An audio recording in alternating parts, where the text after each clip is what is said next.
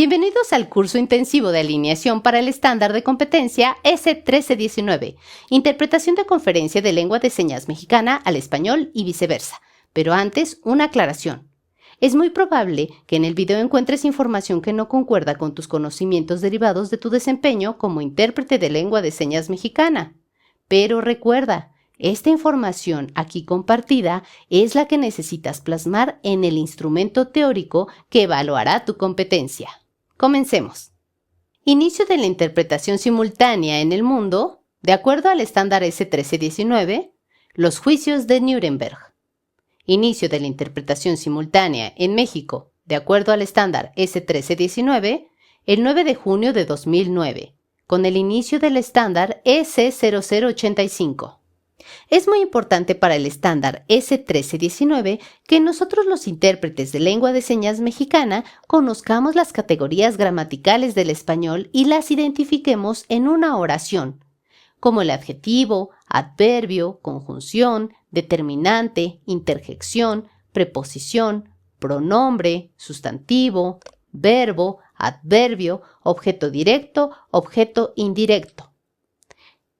En su instrumento teórico, te pedirá que de entre varias oraciones identifiques a cuál de estas categorías pertenece. Categorías gramaticales de la lengua de señas mexicana. Articulación en el cuerpo. Articulación en el espacio. Clasificadores. La postura del cuerpo. Los gestos faciales. Los rasgos no manuales. Movimientos manuales y no manuales. ¿Qué son los clasificadores de acuerdo al S1319? Son palabras que engloban y categorizan diferentes conceptos en términos generales, como pueden ser cantidades, objetos o personas, pronombres, describen sustantivos como si fueran adjetivos. Si se les da movimiento, se comportan como acciones o verbos, y se modifican para indicar un adverbio. Verbos transitivos tienen objeto directo. El sujeto recibe la acción del verbo directamente. Para que los identifiques con mayor facilidad, nosotros los conocemos como señas direccionales, entre las que podemos encontrar ayudar, atender, apoyar, como algunos ejemplos. Verbos intransitivos solo mencionan la acción realizada, es decir, esta acción no recae sobre el sujeto. Entre estas señas podemos encontrar despertar, comer, caminar. Pares mínimos, parejas de palabras o señas que tienen solo un sonido o rasgo distinto entre sí. En lengua de señas mexicana contamos con el ejemplo de la seña que corresponde a azul y a arroz. Ambas señas solo se distinguen por el movimiento que ejecuta la mano al llevarlas a cabo. En tu evaluación teórica, se te solicitará que identifiques algunos ejemplos de los pares mínimos, así como su definición. Habilidades comunicativas de acuerdo al estándar S1319. Adecuación, coherencia, cohesión, función. El intérprete de lengua de señas mexicana al español y viceversa debe ser capaz de aplicar el conocimiento académico e incorporar conocimientos generales para cerrar brechas culturales, fragmentar el mensaje, identificar información implícita, utilizar sinónimos, visualizar conceptos. Código de conducta profesional del intérprete de lengua de señas mexicana al español y viceversa. Confidencialidad, formación continua, fidelidad, imparcialidad, profesionalismo, puntualidad, respeto, trabajo en equipo, vestimenta. En el instrumento de evaluación teórica del estándar S1319 se te solicitará que de situaciones puntuales, es decir, si estamos hablando de una interpretación en un juicio, ¿a qué punto del código de ética estaríamos haciendo alusión? Y aunque sin duda podría ser a más de uno, el estándar solo te solicita que identifiques el más apegado a la situación precisa. Técnicas y modalidades de acuerdo al estándar S1319. Técnicas básicas: simultánea, consecutiva y traducción a la vista, diferenciadas por el lapso de restitución, que se refiere al tiempo que tarda el intérprete en hacer la traslación de un idioma a otro de un mensaje. Modalidades de interpretación de lengua de señas mexicana al español y viceversa en alineación al estándar S1319. Enlace o susurro. Distancia o remota. Medios masivos y plataforma. En tu instrumento de evaluación teórica se te solicitará que las identifiques, así como sus características. Recuerda, es muy importante que no las confundas con las técnicas básicas anteriormente descritas. La interpretación en lengua de señas mexicana en alineación al estándar S1319 se diferencia por las técnicas, modalidades y la dirección. Esta última puede ser directa o indirecta, entendiendo la interpretación directa, aquella cuya producción se lleva a cabo por medio de la lengua materna del intérprete, y la indirecta en base a la segunda lengua de éste. Es decir, un intérprete cuyos padres son oyentes, la interpretación directa la harán a través del idioma hablado, y un intérprete hijo de padres sordos, la interpretación directa la llevarán a cabo a través de la lengua de señas. En el instrumento de evaluación teórica se te solicitará que de situaciones puntuales tú definas cuál es la interpretación que se está llevando a cabo, la directa o la indirecta. Un ejemplo es un intérprete de lengua de señas mexicana que tiene como lengua materna el español y está llevando a cabo una restitución a voz. ¿Qué tipo de interpretación está realizando? Pilares de la interpretación: claridad, exactitud, fidelidad, naturalidad, fluidez. En tu instrumento de evaluación teórica se te solicitará que los identifiques, así como la definición y características de cada uno. Marco legal de la interpretación de lengua de señas mexicana al español y viceversa en alineación al estándar de competencia S1319. Aquí te compartimos el marco legal que será necesario estudiar para poder llevar a cabo tu evaluación teórica. Se te solicitará el nombre de las leyes o los lineamientos, los artículos y a qué tema se refiere cada uno. Lineamientos generales sobre la defensa de las audiencias, IFT, artículo 17. Ley General para la Inclusión de las Personas con Discapacidad, artículo 12, Educación.